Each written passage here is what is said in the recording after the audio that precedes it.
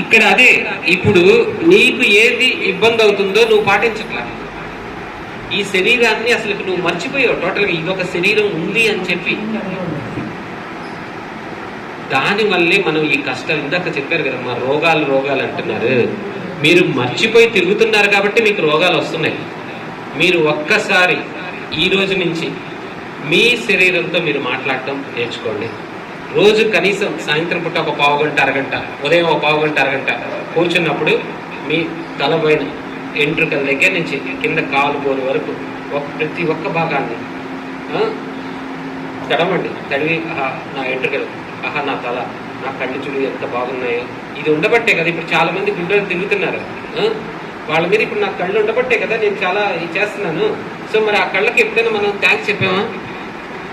ఎప్పుడైనా కృతజ్ఞత చెప్పామా? ఏంలే వాడుకుంటున్నాం. వస్తే ఆ శంకర ఏ హాస్పిటల్కి వెళ్తాం, ఇంజక్షన్ పొడిపిస్తాం, అంతేనా? పాపం ఇది ఇక్కడ చూడండి, తప్పు చేస్తుంది మనము, మన ఈ ఆలోచన. కానీ శిక్ష ఎవరికి పడుతుందో తెలుసా? ఈ శరీరానికి. మొన్న మా నాన్న రమేష్ హాస్పిటల్లో జాయిన్ చేశారు. ప్రతి అరగంటకు వస్తారు, పొడుస్తారు, రక్తం తీసిపోతారు. ఏదన్నంటే మళ్ళీ సిలిండర్ బాటిల్ పెడతారు. తప్పంతా చేసేది నీ మనసు, నీ ఆలోచన. కానీ శిక్ష మాత్రం వీడికి. వీడేమంటున్నాడు, అరే మీరు అవన్నీ చెయ్యొద్దురా బాబు, మీరు నాతో మాట్లాడండి, నా దగ్గర అంత పవర్ ఉంది, నన్ను నయం చేసుకోగల శక్తి నాకు ఉంది. కానీ ఎవ్వరు నమ్మట్లా.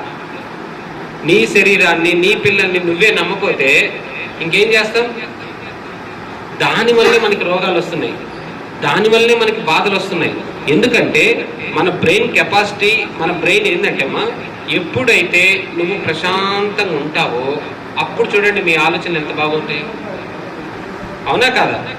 అదే మీరు గజిబిజిగా అసలు దానికి ఒక రెస్ట్ అస్సలకి ఇవ్వకుండా మీరు తిరగండి, అప్పుడు ఆలోచనలు చూడండి ఎట్లుంటే. అంటే ఎక్కడుంది? అక్కడంతా మన దగ్గరే ఉంది. మన దగ్గరే ఈ ఎట్లాంటి ఆలోచనలైనా, ఎట్లాంటి సమస్యలైనా పరిష్కరించే శక్తి ఆలోచన పరంగా ప్లస్ బ్రెయిన్ పరంగా, అంటే మెదడు పరంగా మన దగ్గరే ఉంది. కానీ మనం ఏం పట్టించుకోవట్లా. ఏదన్నా రోగం వచ్చిందా హాస్పిటల్కి వెళ్ళి దీన్ని మళ్ళీ ఇబ్బంది పెట్టి, ఫస్టే నువ్వు చేసిన పిచ్చి పనికి దీన్ని ఇబ్బంది పెట్టావు, ఇప్పుడు మళ్ళా ఇబ్బంది పడుతుంది, తీసుకెళ్ళి హాస్పిటల్ పెట్టి వాటితో ఇంజక్షన్ చేపించి మళ్ళీ ఇబ్బంది పడుతున్నావు.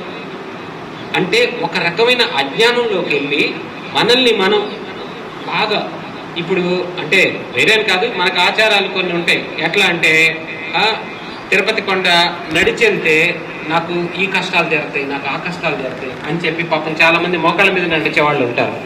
అంటే నువ్వేం చేస్తున్నావు? నీ శరీరాన్ని నీ కోరికల కోసం ఇబ్బంది పెడుతున్నావు.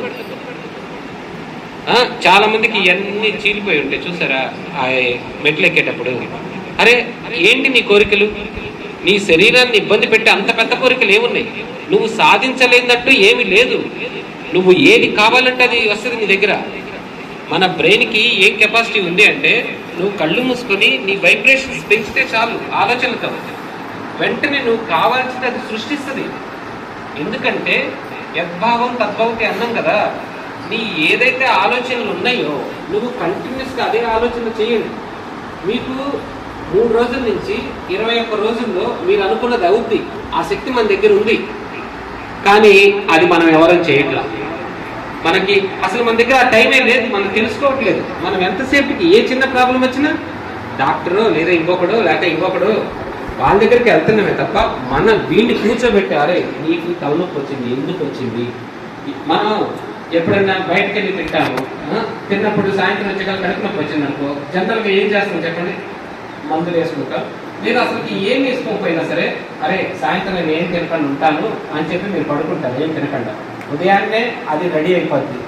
ఎలా అవుతుంది చెప్పండి? మరి నువ్వేం గీయలేదు కదా, మరి అది ఎందుకు అయింది? దాంట్లోనే ఆ శక్తి ఉంది, ఆ గొప్ప శక్తి ఉంది దాంట్లో. ఎందుకంటే ఇక్కడ భగవంతుడు ఉన్నాడు. ఇక్కడ భగవంతుడు ఉండి గొప్ప గొప్ప పరికరాలని మన లోపలే పెట్టాడు. మనల్ని మనం ప్రేమించుకోవటం మానేసి అసలు మర్చిపోయాం. అదే కదా, ఏదో వస్తుందని చెప్పి 100 ప్రదక్షిణలు చేస్తారు. ఎందుకు?